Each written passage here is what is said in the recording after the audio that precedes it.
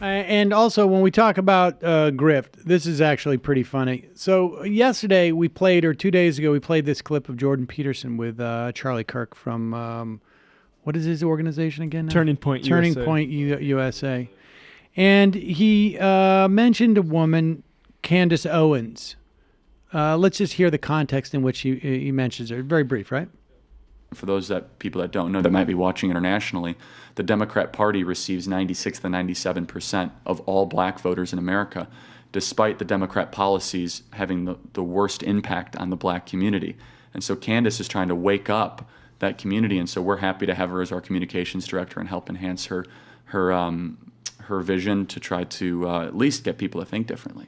So Candace Owens, a 26-year-old who is who's going to try and wake up the black community because they don't realize. You got to wake that community up. You got to wake that community up because they don't realize what's going on. Wake up. And 10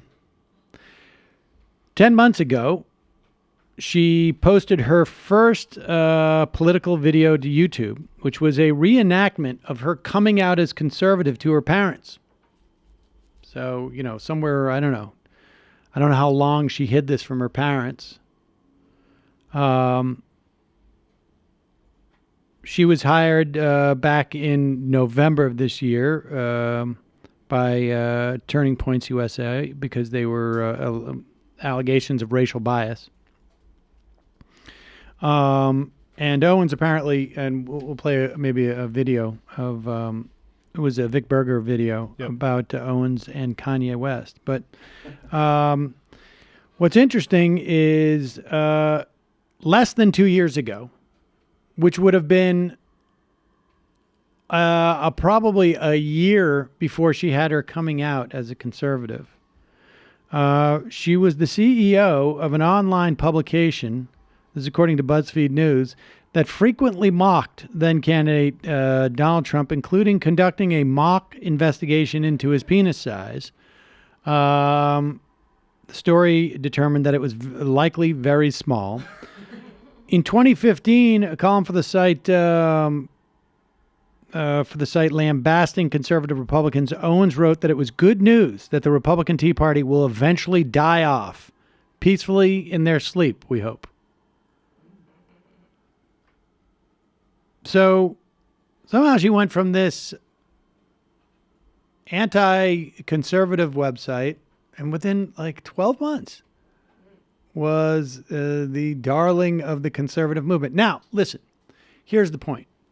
Maybe during that time she had some type of revelation that caused her to have a coming out moment with her parents, which she then reconstructed.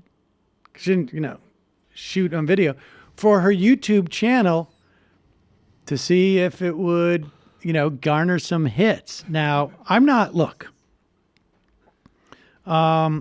it's possible that she had a genuine epiphany, but one would think that you would hear more about that epiphany, not just the coming out as a conservative, but like that moment, because this is in a pretty short period of time. Less than 2 years ago, let's say 22 months ago, she was the CEO of Degree 180, which is mocking conservatives. Then 10 months ago, she comes out to her parents, but actually it's just a recreation of that. So that's like a 10-month period in between. Am I right? 20 months, 22 months, maybe it's 12 months.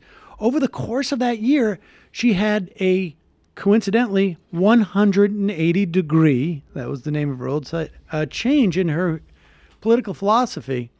And I don't know. You would think you would hear about it, but apparently she doesn't want to talk about it. Hey, it's tough out there for millennials in media. Maybe she realized that Trump's penis was actually big. I will say this. If what she is doing is in some way a fraud, she will get no greater amount of applause, fervent applause, than from me. In fact, I will honor her as a genius. Careful though. I don't 'cause know what I wanna sometimes say. it starts out as a joke and then the mask becomes your face. Well, don't know. that's Gavin the problem. McInnes. I don't know. It's a joke. It could just there's Or that a possibility. money move. Yeah. And by the way, I mean it's I don't know. But I respect. I don't know. If it's quite an act of genius. It seems like a pretty obvious lane, but good for Well, her. but I mean, it takes a lot if she's actually just faking through her way. It's more courage than genius. Yeah, we've all thought about it. Only she has had the courage to do it. And it's not just the courage to do it. I mean, there's a lot of follow through involved in this. Let's play this video from. Yeah, honestly. That's a good word. I mean, it's choice. not like you do That's this for good. 10 minutes. Right. But here is Vic Berger's compilation of Candace Owens and conservatives and Kanye. Because Candace Owens, Kanye, as you know, said that Candace Owens really knows what she's talking about. That was Like the first such a leak in thing. all this, yeah. Yeah, here we go. Every generation has its members that stray from the plantation. And that's what Candace Owens is being perceived to do, stray from the plantation. Candace is black. She's a black conservative woman. You're a woman. You're reportedly, supposedly a minority.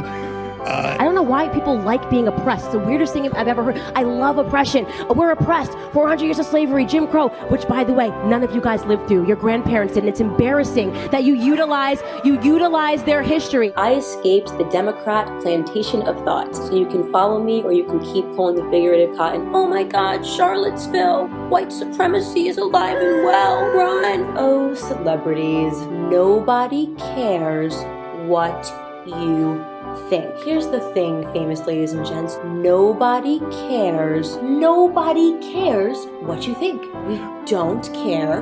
Pause it for 1 second. At this point, I know a lot of people are like, well, wait a second. Here she is. She's 26 years old. We don't really know anything about her. Really, all she has in terms of her resume is formerly being the CEO of a website that was mocking conservatives and also doing stuff like how I could steal your boyfriend. I think was like one of the topics. It was Lady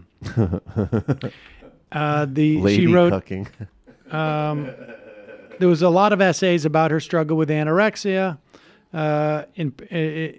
inspirational exhortations, and an essay entitled "F Girl Code: I Can Hook Up with Your Ex-Boyfriend If I Want." And advice about how to get definitionally probably true. prescription stimulants my God. without so much as a doctor's evaluation.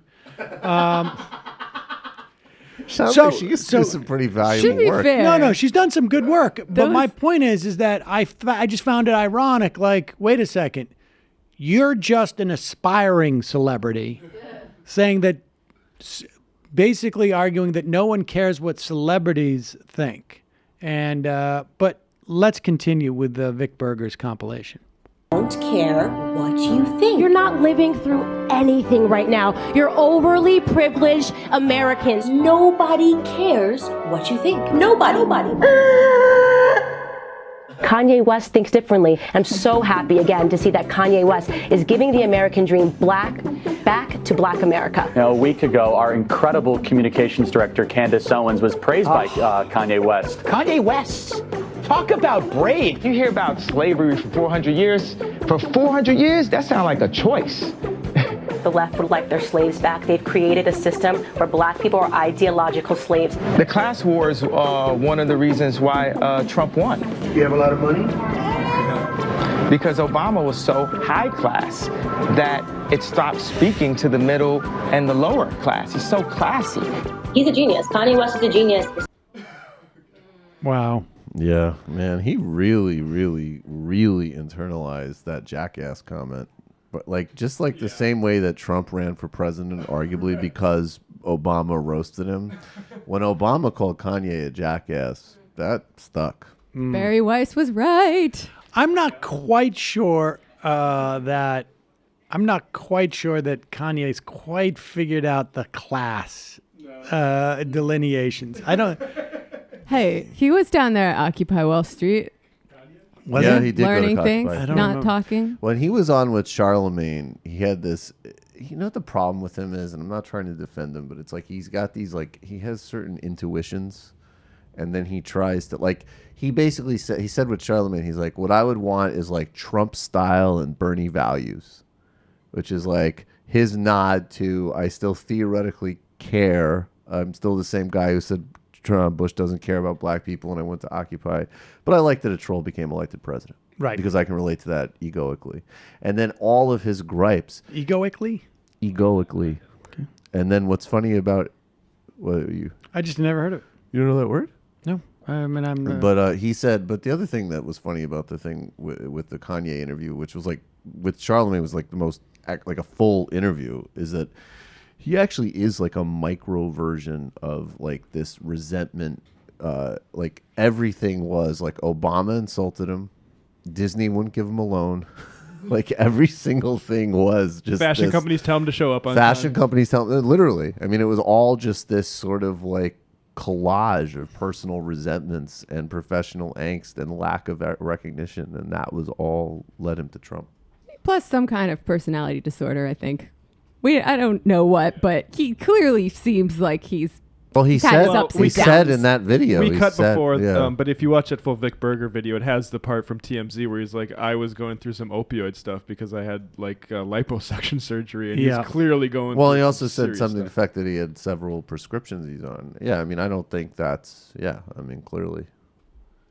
I mean, they're partly right. Like the Democratic Party isn't the be all and end all for black people in America, right? They've done a lot of terrible things. Sam always says it's the be all and end all for black people in America because it's a zero-sum game. Do you see?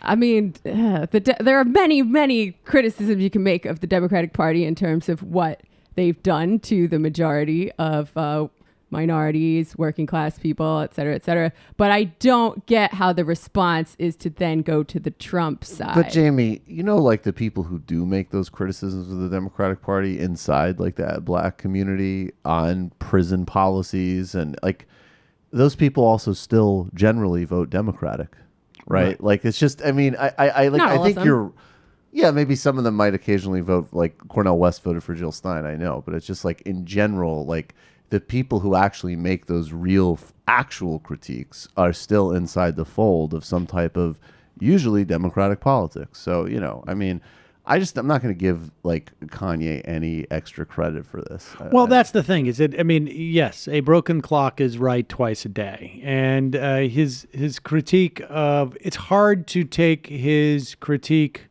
of anything seriously because of how much his credibility is undercut by everything else he says. Sure, but there is a grain of truth to the fact that the Democratic Party has taken black voters for granted for such a long time. Of course. I wouldn't expect like a cogent critique out of this chick, but there's a grain of truth to it. Well, I mean, of course. That's why Chance the Rapper came in and said, you know, he thought he was defending Kanye when he said black people don't have to vote for Democrats. But that's not really what Kanye is. He's not just saying they don't have to vote for Democrats. He's rolling around with MAGA people. Right.